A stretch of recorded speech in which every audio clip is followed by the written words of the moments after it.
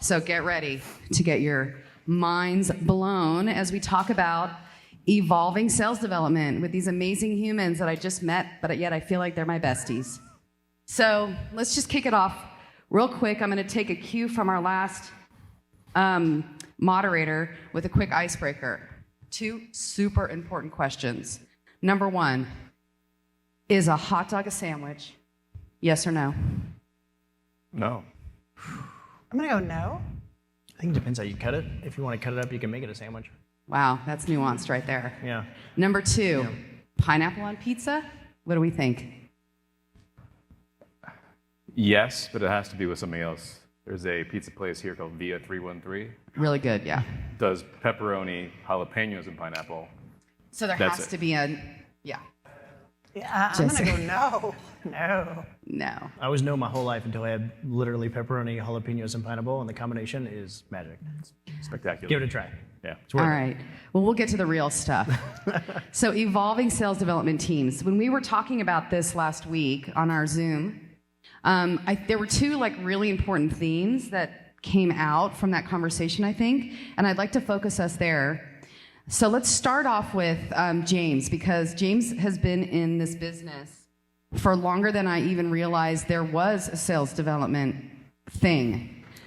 So you've seen the evolution from what, you said 2006? Yep.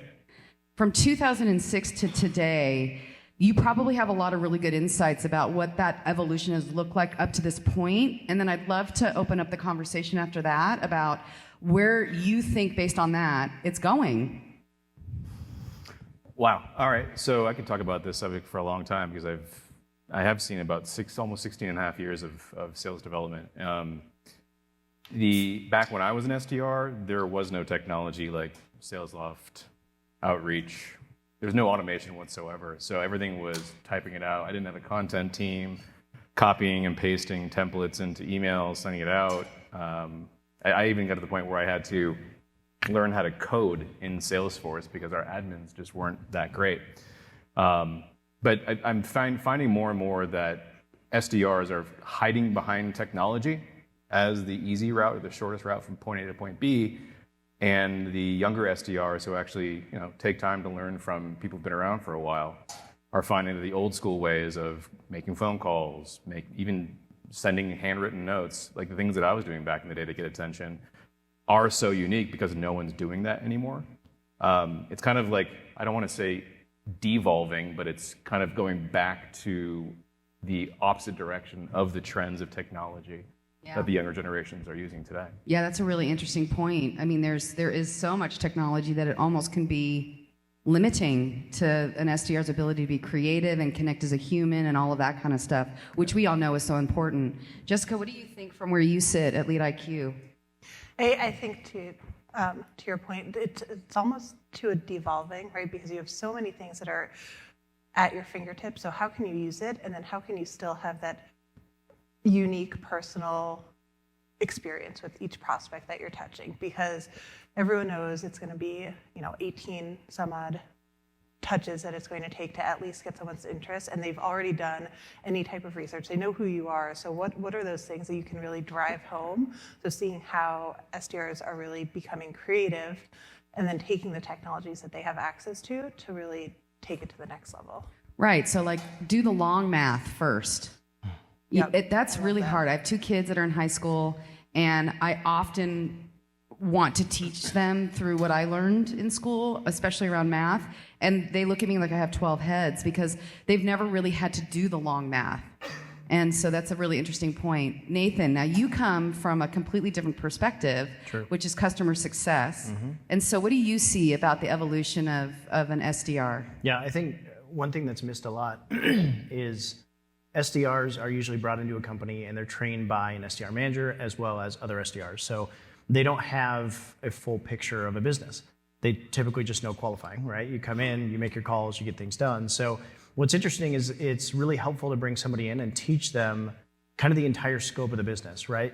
Attach them to an account executive so they understand, what does that sale look like? What does it closing look like? So while you're qualifying, this is why you're doing those things, so you understand what it's leading towards. And then as well on the post side, where, hey, once we have this customer, and we're nurturing them and growing them and finding additional value, like it's really good for an SDR to understand what the customers actually do with the product, right? So I think expanding outside of just qualifying and just getting in the door, like help them know, and then it also makes them stickier within your company because they're going to know all the other venues that they can go towards if maybe being a salesperson isn't best for them, right? Totally. So that's where I would start. Yeah, I love that because I think that sometimes we can hold, I don't know if you guys feel the same way, but like in our minds, there seems like a natural path from an SDR to an AE. But that's not the case. And that might be part of what's evolving more and more is that they get such a unique skill set that we get to teach them. They get to learn how to communicate, both writing and verbally. They get to learn how to tell stories. They get to deal with more rejection than probably anybody else in the company. So there's all these things that they're learning that can create other paths, but do we often take off those like very limiting blinders to see other opportunities for an SDR? Do you see that as a big part of how we can better evolve an SDR, is just opening up those blinders a little bit? I think it's huge, right? I think, again, you've hired an employee at your company. So rather than just seeing them as an SDR, here's a human that has a certain set of skills, and maybe it's not a best fit for an SDR, so don't just kick them out of your company, right? There could be a tremendous amount of opportunity within that person of where they can grow and expand somewhere else. So that goes back to coaching, right? How do we coach effectively and know where this person fits within the business? And again, we can get a lot out of educating them in the SDR space. Like you said, there's so many things SDRs do. And if you can handle that rejection, you can do pretty much anything. But I think nurturing them and growing them as employees is really, really valuable. Yeah, I would agree. Anything to add to that, Jessica? Yeah, I'd say one thing that I always try to emphasize with SDR teams is really think about the piece of what you do every day that you love, right? Because you could end up in sales ops, you could end up in CS, you could end up AM, right? There's a lot of different pieces of what you're doing every day. And if the answer is, I really, really hate calling people who don't know who I am, then an AE is probably not the route that's going to make you happy, right? And if you're like, I love process and I love systems, there's a whole world of RevOps, sales ops that could be out there for you. So it's really helping them understand, like, you're getting a really great foundation. What do you really enjoy doing, and how can I help you build that path? That's awesome. Before we jump to what the other topic is that I think is super important as it relates to the evolution of an SDR, one other question about the SDR and their ability to evolve. In your experience, James, if you could give a new SDR one bit of advice, what would it be? And I'm going to ask that of all of you. Only one? Just one. You have to edit. Gosh, that's a tough one. I'd say, I hate to steal the line from Ted Lasso, but be curious, not judgmental. I mean, you can't not be curious in this role, including your career path, what options are out there within the company, externally outside the company, and learn to play nice in the playground with everybody. It's just, you're going to learn more from other people than you are your own experiences. So always be curious and always associate yourself, align yourself, even with different departments. Customer success will scare excuse my language, but it will scare the shit out of an SDR going into sales. It's like going to the principal's office, right? Yeah. What? They're like, they want to talk to me? Oh crap, like, how do I not make a customer this pissed off, right? Yeah. How about you, Jessica? I'd say, echoing a little bit of what James was saying, but the biggest advice that I generally give new SDRs is ask questions. And if something is taking you more than, I have a 10-minute rule with teams, right? Like, if it's taking you more than 10 minutes to build a report, to find the right contact, to find anything, right? There's probably a faster way. And somebody's already gone through it. And if you have a question, there's probably 10 other people in the room that have that same question. So never be afraid to ask a question. Yeah, that's great advice. Be curious, ask good questions. And from your viewpoint, Nathan, what do you think? I kind of feel bad because I'm going to say the same thing. I think curiosity is huge, right? To come into the role, I know for me, right out of college, I got a job at Salesforce as an SDR, and I thought I knew everything, right? And I think a lot of SDRs are typically fresh out of college, not always, but a lot are, and they come in thinking they know everything. Like, I know technology, I know how to do this best, I'll be the most efficient, I don't need your advice, I know what I'm doing. And if you can swallow that pride and actually be curious and listen and learn about your product, learn about the problems that customers are facing, like understand what you're selling to, you will be so much more successful and your teammates will like you. So it's good to come in and listen. That's hard to tell a 21-year-old fresh out of college, like, hey, you need to be humble and curious and focus on those things. But if you can do that, you'll have an incredible career. Yeah, that's great. Curiosity seems to be the main evolving key word for an SDR is just be more curious. Don't rely on all of the technology to do what you can do as a human to get to know the people that you're communicating with and get obsessed with them and with the organization as a whole. Yeah. So to pivot a little bit, you can't really evolve SDRs, I don't think, if you don't evolve the leaders that are working with these SDRs.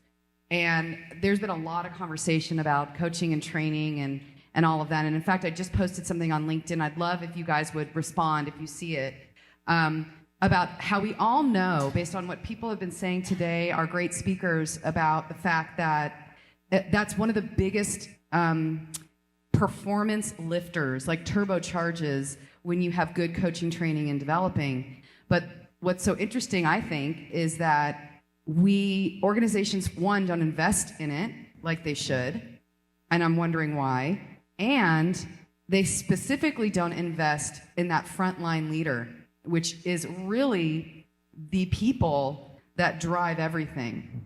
They do everything. They are engaging with the individual contributor all the time. So how do we help evolve the thinking around how we enable that frontline leader? Because without that, why would we even talk about the evolving SDR?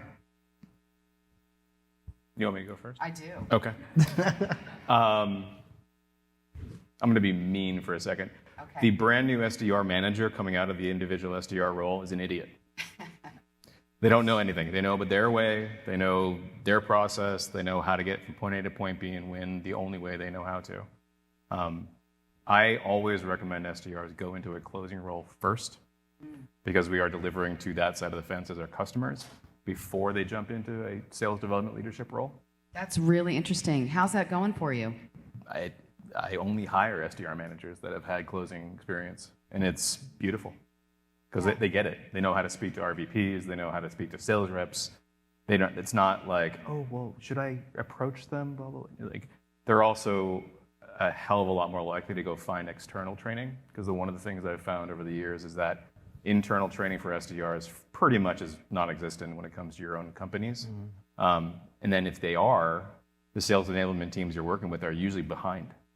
So I tend to lean more towards external organizations to help training and enablement, because they're talking about BANT and stuff that's been around since our parents were sales reps. It doesn't work anymore. Right. So it's the well-rounded experience coming into a leadership role that is the most valuable part, and you're not going to get that just graduating from an SDR into a That's a really good point. Really good point. There has to be something a little more substantial when you have to get performance through other people. And someone who's had to take a prospect through a sales cycle is doing that from the start to the finish if they're doing it well. Yeah. What do you think, Jessica, about just the evolution of the sales leader?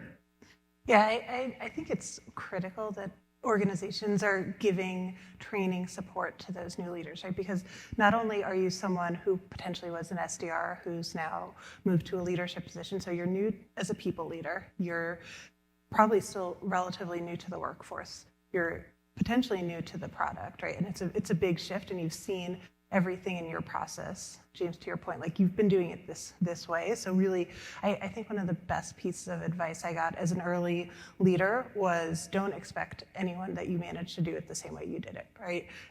Empower them to do things the way where they can be successful, and then show them a path to success.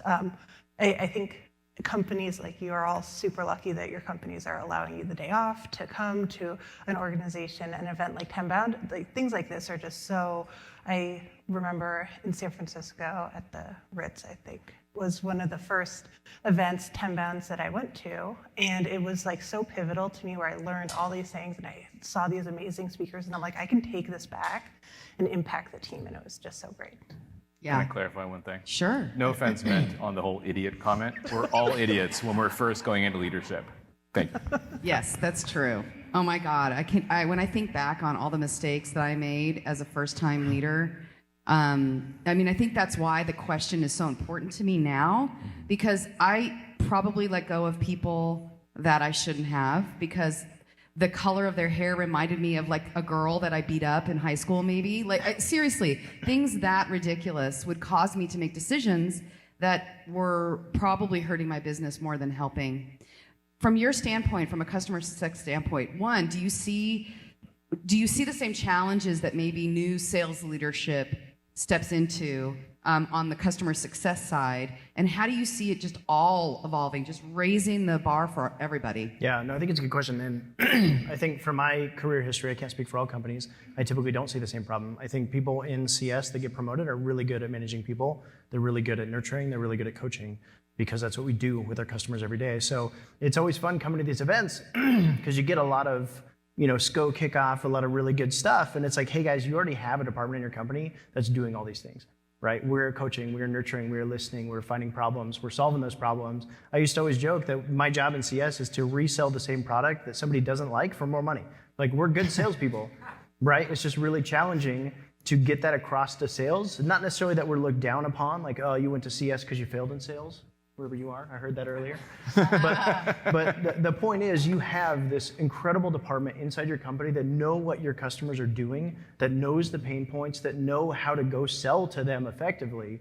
And I think in terms of evolving your leadership, sales managers typically are very numbers oriented, they're very metrics oriented, very activity oriented, which is all good. That's a big part of your job. But you also have to be good at managing people and managing and growing those employees so that they become better people outside of work as well, right? So I think to evolve, the one thing I'd say everybody that's here is connect your sales and CS departments together, right? Take your managers in CS and connect them to their managers in sales and let them coach each other. They can both walk away with a lot of really valuable things. And same thing with SDRs, connect them with the CSM. Understand, hey, how do our customers talk about our products? Are they using it? What's the pain points that they have? And then when they're pitching it, those become highly more personalized because they're like, hey, I know the struggles you deal with, right? We got 5 customers doing the same thing, and this is how we help them out. It just creates a much more consultative nature. So that's number one. I'd put those two together and make sure they have those relationships. But 2, right, it's the investment, right? You have to invest in your sales leaders just like you do everybody else. You have to bring them, you have to coach them, you have to train them how to manage people, not just hitting a quota, if that makes sense. Totally. Oh, for sure. It's the holistic approach to performance. It's not just about the outcome. It's all the inputs that happen before that 100%. matter so much. So one last thought for the group around just evolving not only the sales development people that are doing the job every single day, but the leadership that supports them. Let's go up one more notch.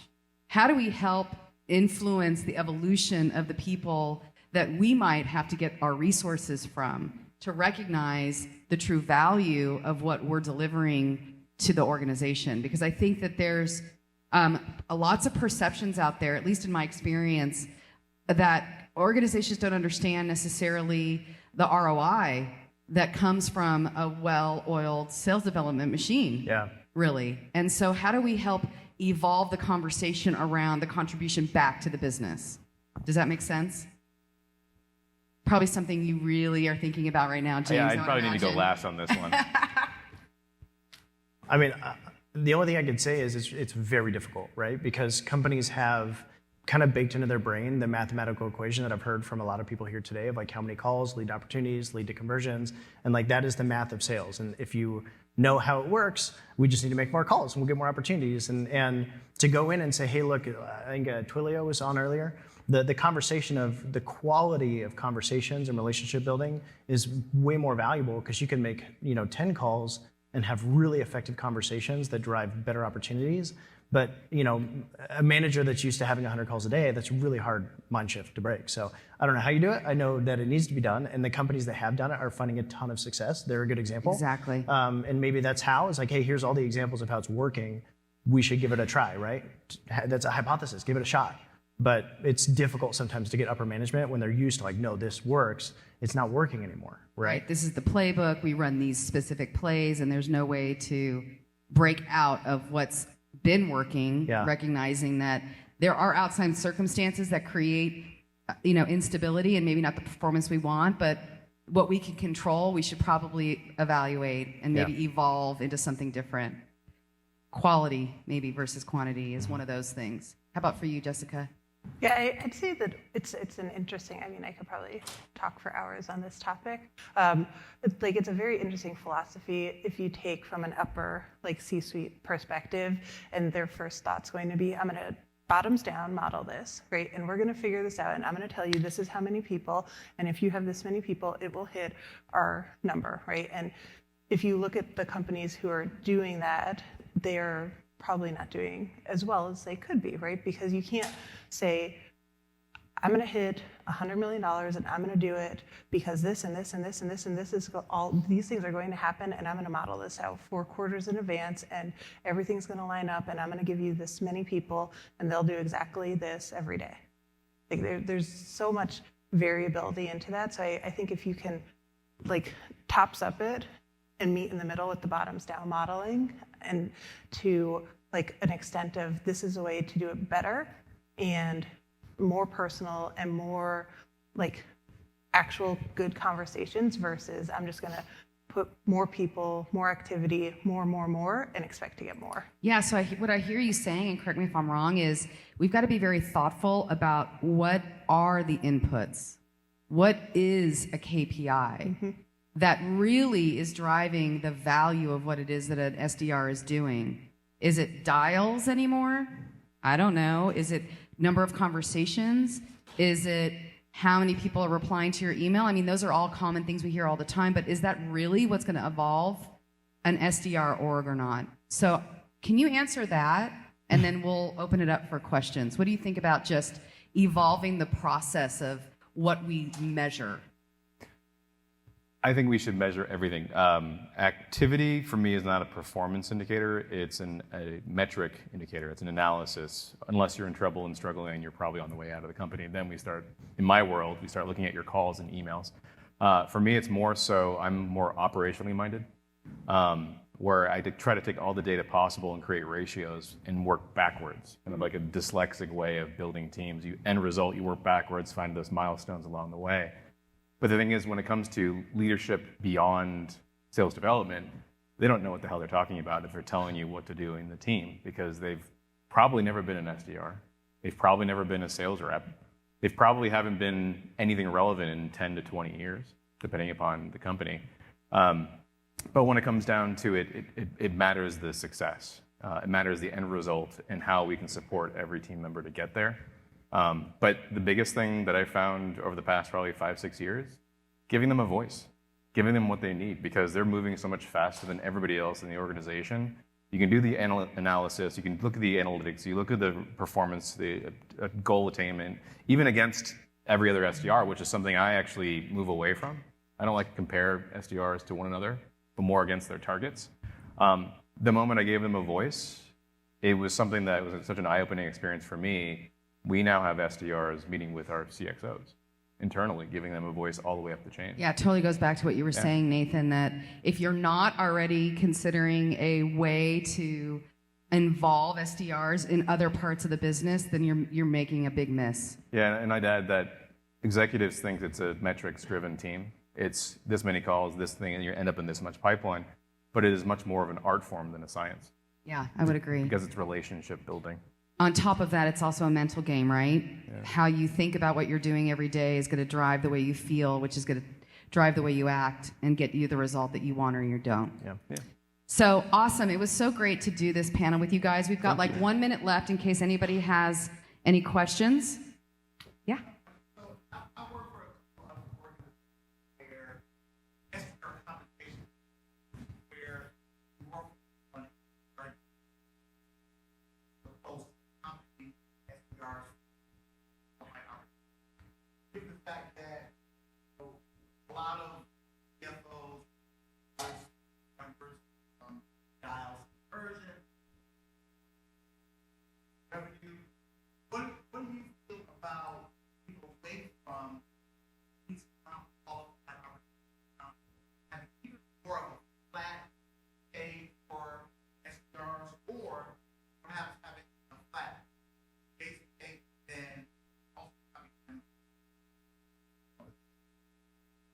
I mean, I feel like we could have a whole conference around SDR compensation, but go ahead. I can answer pretty quickly. I wouldn't give you my money to go to a casino. So if you're taking a percentage of the variable component of an SDR and put it in somebody else's hands, and if that's closer sucks, I'm not making full OTE. But then on the flip side, you have some 2 or 3 SDRs that make double comp, and then your CFO goes, why is your SDR making 200 grand a year? Like, because they're getting deals that close, man. Like, the more, it's a psychological game for an SDR, the more you put the benefit in their hands of making the money. I hate the word control because it's an illusion, but the fact you put that responsibility into their hands to make the money, you'll always have a better outcome. And then if you want to, bonus them at the end, give them a spiff for a couple $100 for every deal that closes, great. But at the same time, it also depends upon the deal size, depends upon the segment you call into, et cetera. But SDRs are a machine. They're supposed to be a predictability machine, as I call it. You got to compensate on the behaviors that have the outcomes, not what somebody else does with those outcomes. Yeah, I would agree. It's really risky to put the SDRs, like the way they pay their bills, in the hands of somebody else. And so while it sounds really great, but it fails more times in my experience than it has worked, for all the same reasons that James said. They've got to feel ownership of what it is that they're doing, and they're not trained to influence an AE to do better at what they do. And that's what they'd have to do, is get in the middle of a deal. You don't want an 100%. SDR getting in the middle of a deal, do you? Yeah, You don't want your SDRs calling your AEs 5 times a day saying, why haven't you moved this to SQL? Like, I asked one of my former sales leaders, I'm like, would you put a sales rep's comp in an SDR's hands? No. Why not? Let's go ahead and try it. Jessica, Let's how about evolve. Any recommendations from you? Yeah, no, I would agree with that, and I've always done it as a spiff, right? Where it's like, then they get the excitement, get and excited they're by that. watching it to the end, and then it's like, I'm going to pay you above what you can control if this actually closes. And you can, one of the things that we work on is we'll spiff for closed won, but we save that spiff for a higher dollar deal size. Yep. So then there's some motivation that some of them will chase the whales, and they like it. And that's great. Yep. And one last thing that an SDR gave me feedback years ago, which is very true. Their name in lights, when one of their deals sources from them, is far more valuable than any money that they've ever received. Yeah. Because Getting a shout out from the AEs and the sales even VPs. the CEO or head of sales, that's huge. it's far more valuable. Anything to add in final comments, Nathan? I think my final comment to add, and it has nothing to do with that, unfortunately, because I agree with them entirely, is continually evolve this, right? Like with your SDRs, it's not a one and done, right? You don't evolve and all of a sudden everything's fixed. Like, it's a continual process. And don't wait for problems to start evolving, right? Because you're going to hit a point to where you have a bunch of problems because you didn't continually grow and continually look. And success can hide a lot, right? If everybody's hitting their quota, everything's great, you could have a ton of problems that you don't know about yet. So always be looking, always be growing, and always be evolving. That's where I'd leave it. Awesome. Thank you guys so much. It was so nice to meet the 3 of you, and I hope we stay in touch. Cool. Sounds great. All right.